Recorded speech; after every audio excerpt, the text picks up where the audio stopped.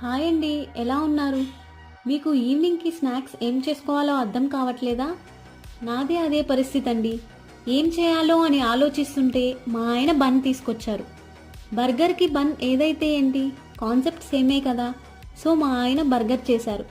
కాకపోతే బయట దొరికే మామూలు బర్గర్ కాదండోయ్, జంబో బర్గర్.